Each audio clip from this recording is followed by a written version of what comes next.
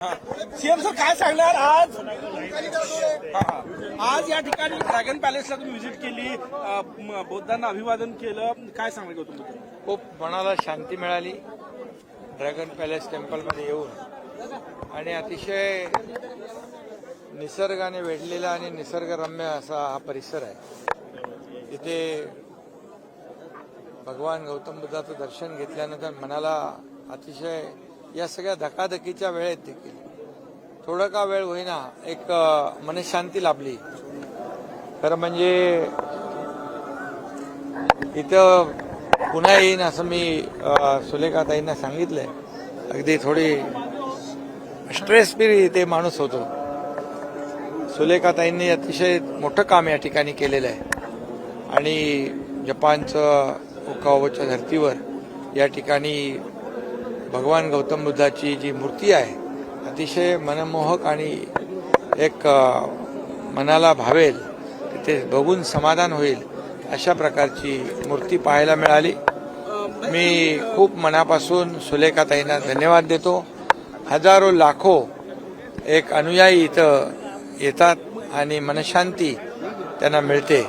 एक मनशांती लाभणारे हे एक ठिकाण आहे आणि म्हणून मी पुन्हा एकदा सुलेखाताईंना शुभेच्छा देतो आणि इथून येणारे सगळे लोक इथून आशीर्वाद घेऊन जातात, एक ऊर्जा आणि प्रेरणा घेऊन जातात।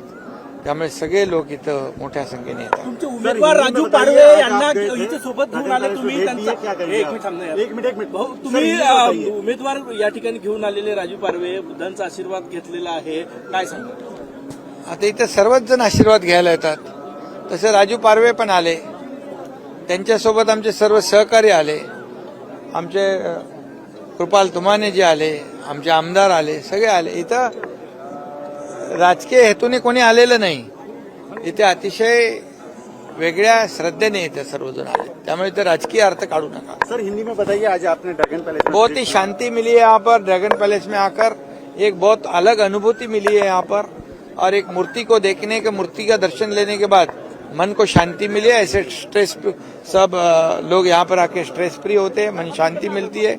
एक मेडिटेशन का एक बहुत ही बड़ा एक निसर्गरम्य यह परिसर है। मैं सुलेखाताई कुंभारे जी को बहुत बहुत धन्यवाद देता हूँ कि लाखों लोगों को यहाँ पर आने का मौका उनके वजह से मिला है, और मैं उनको उनका अभिनंदन भी करता हूँ, उनको शुभकामनाएं देता हूँ।